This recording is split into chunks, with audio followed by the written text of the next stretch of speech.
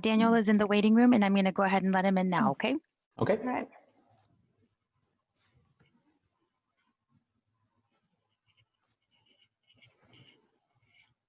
There we go. Hi, how are you guys? Hi, Daniel. Welcome. Hi.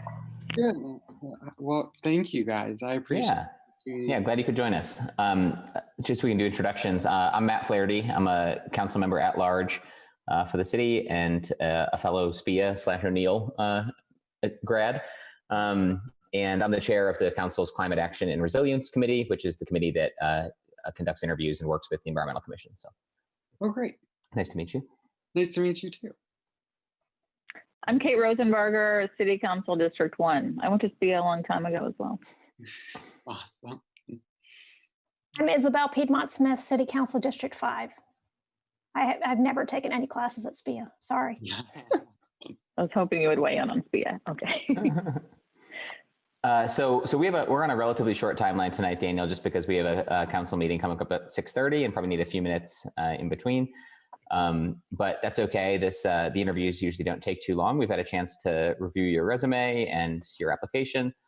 And if you don't mind, maybe just starting out telling us a little bit about yourself and your interest in the commission, and then we'll probably ask you a few questions and see if you have any questions for us. Yeah, thank you guys so much. I appreciate the opportunity to speak about it.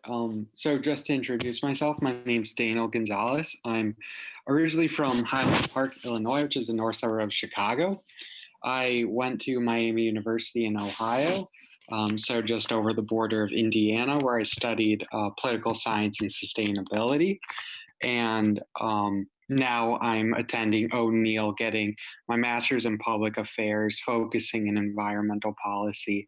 And overall, my goal is to work on the policy teams that are taking the science that has been established and applying that to protecting our communities from climate change. And overall, my interest in giving back to the community derives from my baseline desire to be a public servant. That's all I've ever wanted to be my whole life, is to be a public servant.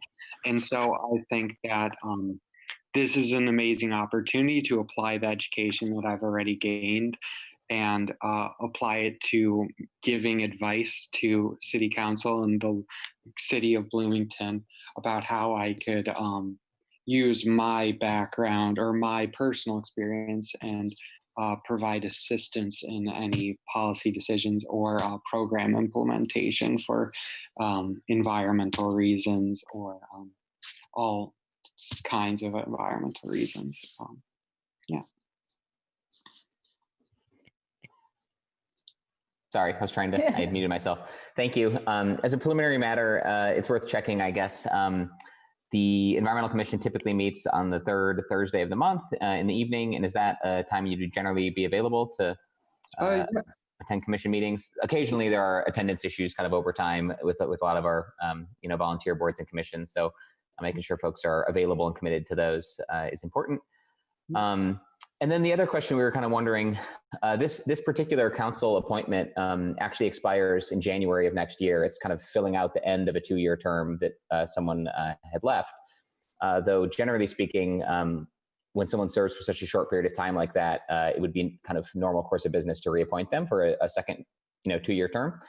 And wondering if you know much about, I think I saw your anticipated graduation date was May 21, and if you know much about longer term plans or your ability to serve on the commission, over the next year or two, I would say.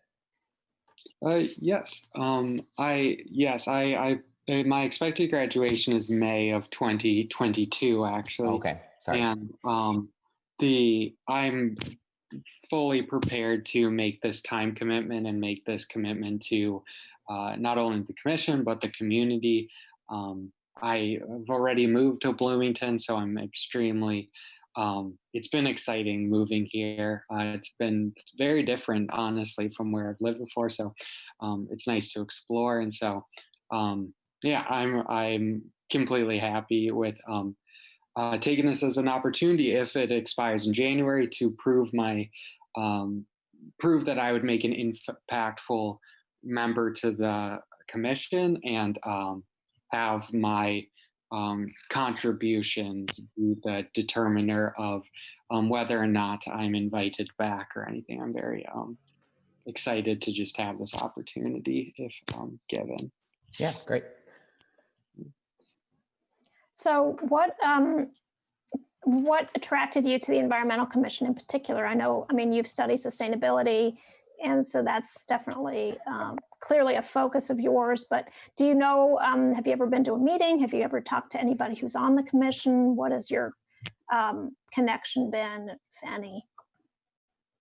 Overall, with Bloomington's Environmental Commission, all my background is reading the website and reading the types of activities that they have an advisory position on.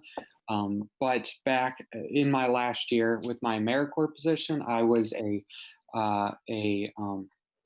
there's so many titles, a Greenest Region Corps member for the city of Highland Park. So I was a full-time advocate for municipal sustainability and sustainability education. And so the reason why I'm so interested in the Environmental Commission is I feel like the environment is very communications based. Yes, we can support it with our funds and with our activities. However, the reason Bloomington does this stuff is so that the community can have a deeper connection to the environment around it and have a deeper appreciation. And through my time at the city of Highland Park, I've really been able to develop my skills in being a resource for the community and communicating with residents on sustainability. And so I think that's something that really drew me to the Environmental Commission, not only because I love hiking, I love natural areas, I love getting a break from being indoors, but I love teaching people and educating people on how they can do that as well and kind of bridge that gap between just being outside and appreciating being outside. Okay, thank you. And so I have a question. What issues or topics, or problem areas would you want to kind of address or focus on in the commission? I know you just talked about the communications problem, but what else do you see around Bloomington that you think maybe we could do better and you could help with that on the commission? Yeah. Overall, I think that without any prior knowledge on things within the city of Bloomington, I think that what everyone can strive towards is having a deeper education of employees of the city of Bloomington. During my time at the city of Highland Park, I really pushed for an HR initiative to not only educate their employees on how to be more sustainable. So let's say there's maintenance workers understanding that they shouldn't be idling for too long or taking it upon themselves to be more sustainable. But also hiring people that understand sustainability. It not only saves money for the city, but it also creates a baseline understanding of a system of sustainability that needs to be implemented within a municipality. And overall, I think that's something that I've held close to my heart, is that we can all try to fix a natural area, but if we also can be more sustainable in the way that we try about it. We don't have to send a bunch of lawnmowers to cut grass when we can save money by either doing electric lawnmowers or not lawn mowing at all, and trying to implement just this kind of constantly refreshing knowledge on how we can be more sustainable with our natural areas and with land use in general. Appreciate that. Go ahead, Isabel. Oh, I was just going to dive into that land use question. Yeah, go for it. Because that's one of the essential advisory duties of the Environmental Commission when we have land use petitions to change zoning or to create a planned unit development. The Environmental Commission always reviews the proposal and gives advice to the Plan Commission and to the City Council on those petitions, you know, to make sure that they meet the highest environmental standards. So that's an important part, and probably the most frequent interaction we as the council have with the Environmental Commission. But they advise on other things as well, as you know, from their website. So I don't know, do you have any experience or opinions about land use in general as far as development in Bloomington? Yeah. During my time at the city of Highland Park is on the coast of Lake Michigan. And so we had a lot of working with people on ravines and moraines, so very steep slope. And so I had a lot of tasks involving educating them on erosion and best practices for erosion, as well as it was the job of our sustainability advisory group to give input on their attempts to, what's the proper word for, just ensuring that the shoreline didn't collapse, the cliffs didn't collapse, creating those supports. So that's something that we were able to give input on. In addition, with more general land use of Bloomington, I have a very strong, I have very strong emotions about not overwhelmingly taking economic value at heart, such as addressing environmental value. So let's say someone would like to buy a bunch of land and knock it all down and build on it. Just being that voice for, okay, we all understand that this could be economically profitable, but let's also give the environment a voice. And so having that reflection when we are working on land use and zoning codes to ensure habitats aren't lost, or strategically allowing habitats to be lost, or implementing policies to build habitats in other areas when it's necessary to take away green area, such as I live across from the hospital right now that's being built. And if you go on Google Maps, that should all be a field right now. So of course, we need a hospital. It will be incredible for the university to have that med school campus. But thinking about how the commission can be a voice for, okay, but we did just take away a lot of green space. How can we have that be a factor and kind of just have that voice for protecting green space and being able to mitigate the loss of habitats. Great, thanks. Good to hear more about that. And yeah, like Isabel said, that's one of the kind of core ways we interact with the Environmental Commission. In fact, they have a committee among the commissioners who kind of work on these development and planning issues. And we usually see their memos when we look at materials.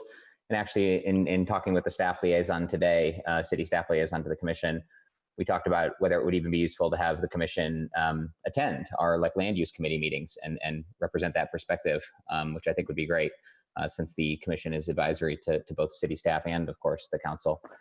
I'll touch on just a little bit more about what they're doing at the moment and just some logistic things. They're also kind of doing some following up and tracking on some of our plans, like the Sustainability Action Plan and the Bloomington Environmental Action Plan. And we also have a Climate Action Plan forthcoming. So lots of kind of plans. And then it's important to continue to monitor those and make sure we're highlighting, how we're implementing them, where we're falling short, how we can do better. And that's another task that they've been working on, just kind of FYI. And the other thing I wanted to mention is just sort of some timelines and details. This committee will probably try to make a decision in the next week or two and make a recommendation to the full council. Typically, the council takes the recommendations of committees and appoints members to the commission as recommended. We did interview one other candidate for this round. There's one vacancy for a council appointed position, but there's also 2 vacancies at the moment for mayoral appointed positions. And again, in discussing with the staff liaison today, we talked about how to try to be better as we move forward at kind of sharing some synergies. So the fact that, if we've interviewed multiple good candidates, letting the mayor's office know that as well. So even if the council doesn't appoint you, I think, there's potentially other opportunities as well. So I wanted to make you aware of those. Are there any questions for us about the commission or how the commission works with council or anything else we can answer at this time?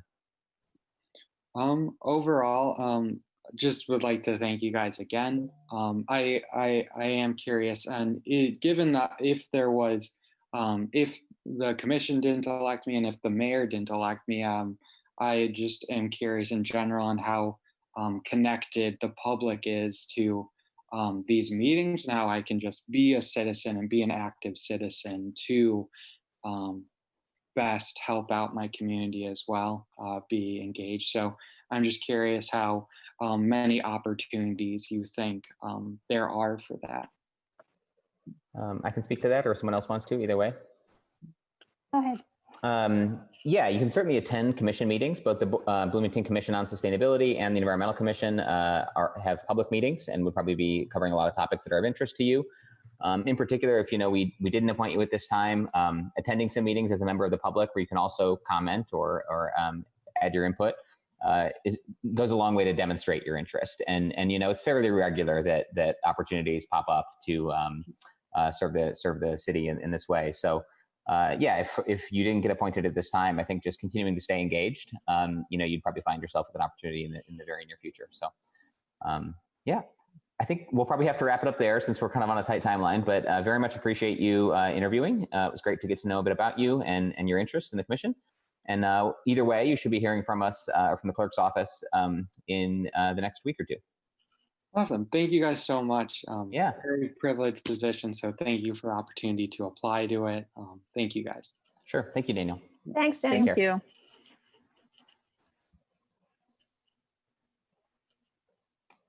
Okay. So we have to discuss an action memo. Should we just do interview? No, we want to discuss what we're doing so we don't have to meet again. Yes. I feel like Daniel and Bailey are both qualified candidates to serve on the commission. How do you all feel?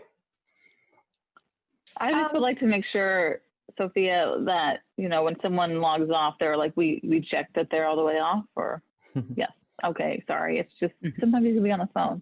Okay, Isabel. Yeah, I agree that they would both be, you know, they're both qualified.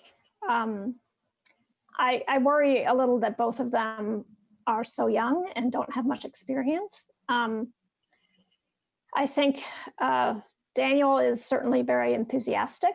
I'm a little perturbed that he was late to the meeting. I'm sorry. To me, that I should chime in and say that it was a technical glitch. Oh, okay. It was not. Yeah, sorry. I should have mentioned that earlier. All right. Well, I don't know. I think you know. I think they both have something to offer. Bailey seemed a little more mature, maybe. But